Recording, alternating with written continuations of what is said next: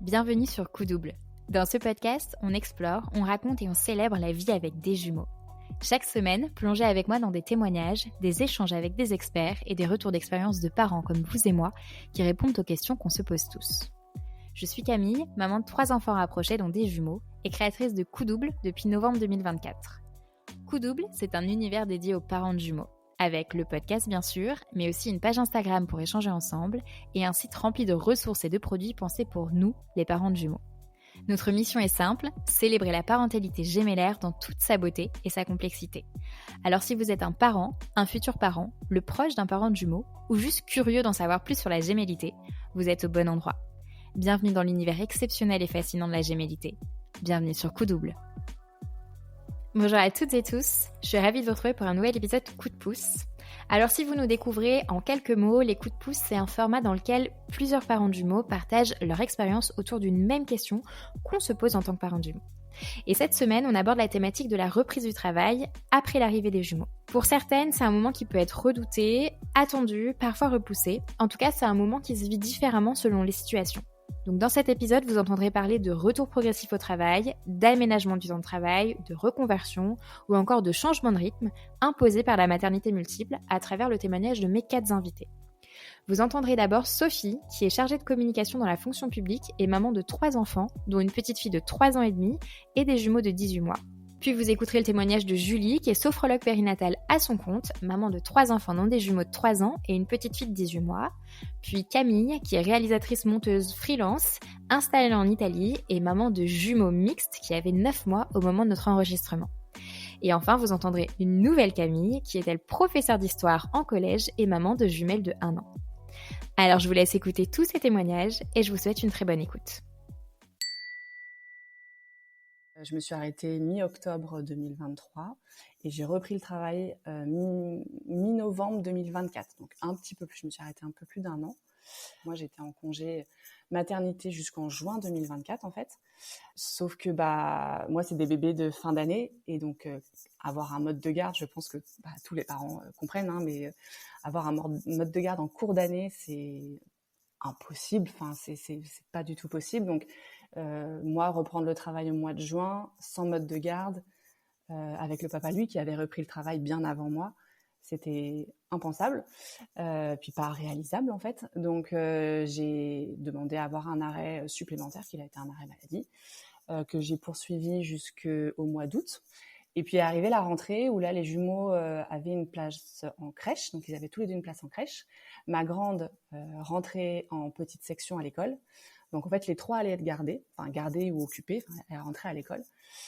Et donc moi, j'aurais dû reprendre le travail début septembre. Et en fait, à ce moment-là, moi, je pense que j'ai un peu eu le contre-coup de tous ces derniers mois, toute cette année qui avait précédé, entre une grossesse, comme quand même, je crois, pas mal de grossesses de jumeaux très médicalisées, très compliquées, avec de la néonate derrière, donc donc j'ai un peu eu le contre-coup et en fait reprendre pile au moment où mes enfants allaient être gardés, en fait je m'en suis sentie complètement incapable parce que en fait j'avais l'impression d'avoir aucun répit, c'est-à-dire que j'abandonnais une fatigue, abandonner c'est un bien gros, mais et il fallait que je reprenne le travail tout de suite, ce qui allait générer une nouvelle fatigue en fait, et là vraiment pour moi c'était impensable.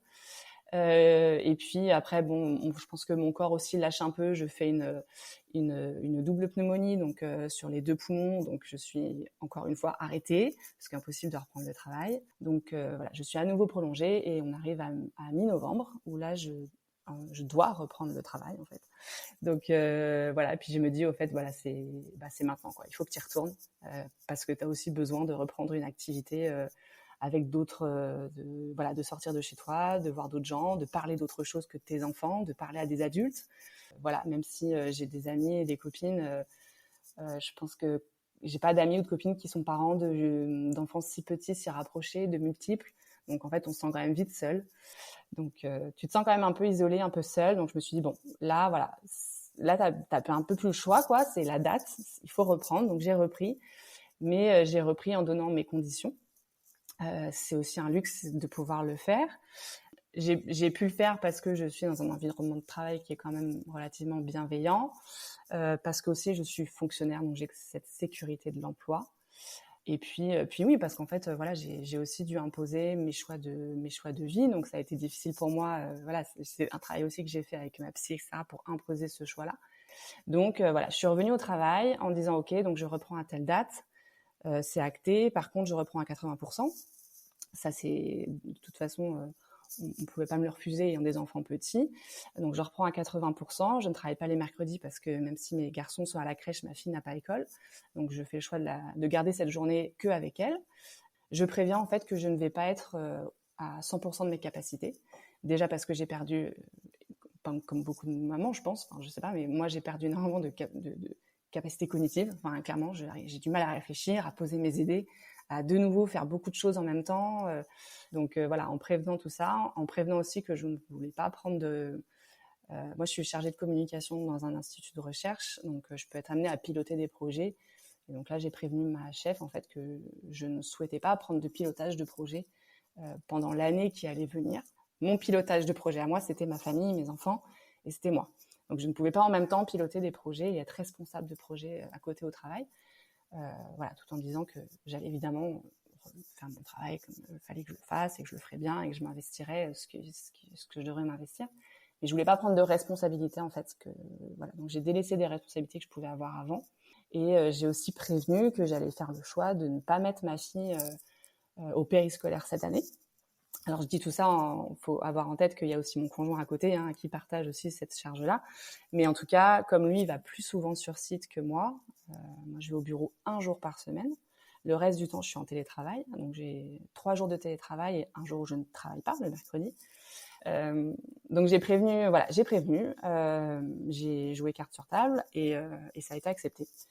Voilà, et je sais que et pourtant je travaille dans un environnement très masculin. Ma responsable est une femme. Je pense que ça a aidé aussi le fait qu'elle ait compris tout ça et que c'était pour un temps donné. En fait, mes enfants, ils vont pas être petits toute leur vie, donc voilà, là je lui ai dit pour un temps donné, mes enfants ils sont petits, j'ai besoin de me concentrer. C'est la priorité et puis le travail vient ensuite, même si je vais faire mon travail.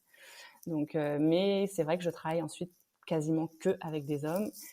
Et que quand je leur demande de pas me mettre une réunion à 17h, c'est parfois compliqué.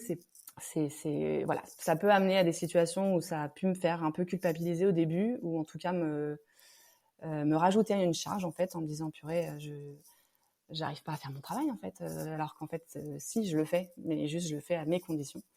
Les personnes qu'on a en face de soi, c'est ça en fait la clé, c'est vraiment de se dire que si on est dans un environnement de travail qui nous permet d'avoir cette liberté-là, cette souplesse-là et cette compréhension-là. Faut pas hésiter à le faire et à le demander. Moi, j'ai mis beaucoup de temps j'ai beaucoup hésité à imposer ces conditions-là en me disant ça va jamais être accepté ou comment est-ce que je vais être perçue ou comment voilà. Et la reprise du travail, le conjoint, c'est important aussi. Parce que alors c'est pas vraiment nous partager parce que lui va au bureau plus de fois que moi et je les gère plus souvent le matin seul ou le soir seul. Mais on aurait eu du mal à trouver cet équilibre-là si lui n'avait pas eu les mêmes conditions, à savoir avoir aussi du télétravail. Et alors que lui, pour le coup, s'est pris, a eu bien plus... Enfin, moi, j'ai eu des remarques, mais lui a eu vraiment des remarques de sa hiérarchie. On est face à des personnes qui parfois comprennent pas des choix de vie qui sont des choix qui nous semblent tellement évidents de se dire en fait nos enfants là ils sont petits, c'est des bébés, on en a 3 en bas âge. Donc ouais, c'est important. En fait, je pense que le contexte est important et je sais qu'on peut être on a de la chance sur ça. Mais oui, me concernant, le retour a été un peu difficile, j'ai mis du temps à y retourner. Après, j'étais contente d'y retourner, mais dans des conditions qui me permettaient de continuer à gérer les à côté en fait. Ce qui était prioritaire pour moi en tout cas. Alors moi, du coup, j'ai la chance quand même de travailler à mon compte. C'est une chance dans le sens où je peux gérer mes horaires, les horaires d'ouverture du cabinet, je les gère entre guillemets en fonction de la garderie, de l'école et de la nourrice, de la nounou pour la petite. Donc moi, je ne travaille pas le mercredi par exemple, et du coup, je fais des horaires plus longs. J'essaie de faire des horaires plus longs sur les 4 jours où je travaille, et je ne travaille pas le mercredi et le week-end. Tout simplement. Alors au début, j'avais pensé centre aéré, etc. Mais vers chez moi, déjà, ils ne prennent pas avant 4 ans.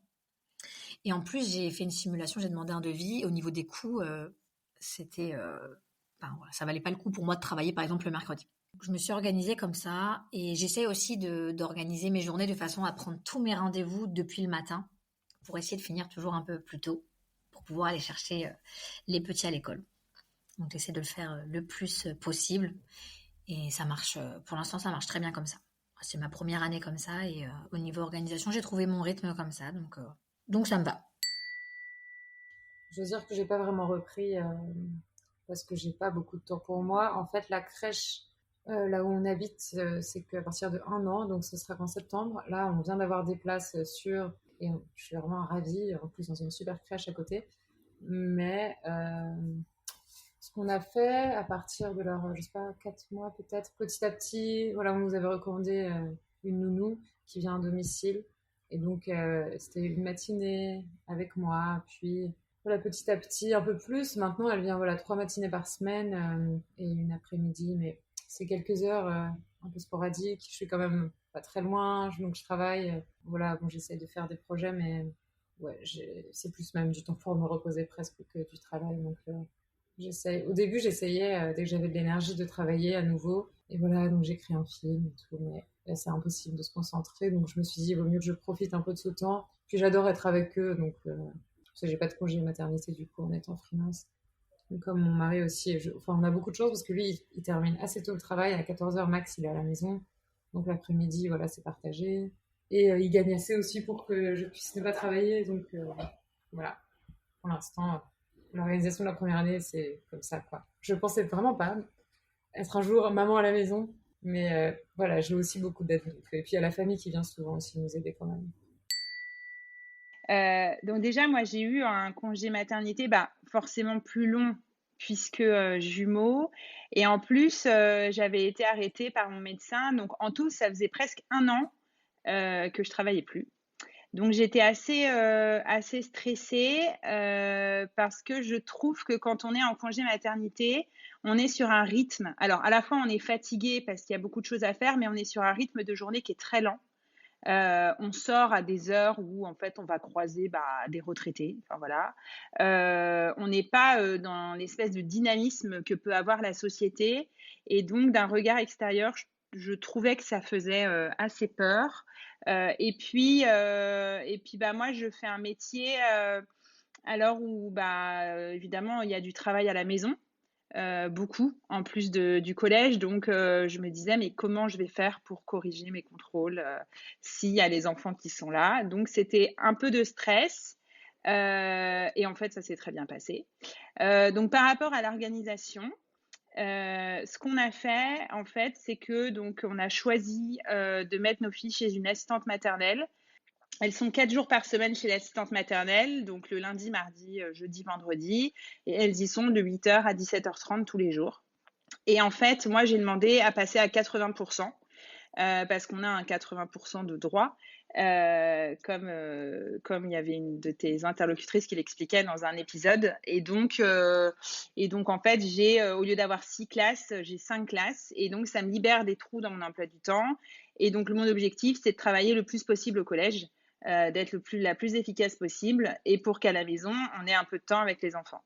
Et donc, comme on a déménagé et que maintenant on s'est rapproché de nos lieux d'habitation, de travail, et en fait, on va les chercher le soir, on rentre à la maison, on a un petit temps pour jouer. Après, c'est le bain quand il y a bain ou la mise en pyjama, le dîner. À 19h30, elles sont au lit et donc on travaille après le dîner. Et ça se fait finalement de façon assez bien. Et je trouve que ça nous force à être plus efficace dans notre travail parce qu'on a le temps après avec les enfants. Le mercredi, donc moi, je travaille pas. Donc elles sont à la maison et moi, je vais travailler sur mes cours en fait quand elles sont à la sieste. Et donc l'organisation, voilà. Enfin, c'est un peu rodé. Voilà, faut pas trop se laisser de marge, de souplesse. Je fais un peu ce que je veux quand je veux. Non, il faut saisir, on va dire, les temps de pause pour pouvoir être efficace. Mais finalement, ça se fait bien. Et très personnellement, je trouve que ça m'a fait du bien aussi de retrouver la part de moi qui était prof et qui aime ça en fait. Donc Merci d'avoir écouté Coup Double.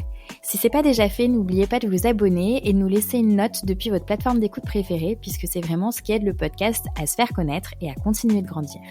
De mon côté, je vous retrouve la semaine prochaine pour un nouvel épisode, et d'ici là, n'oubliez pas, chaque double naissance est une aventure unique, mais vous ne la vivrez pas seule.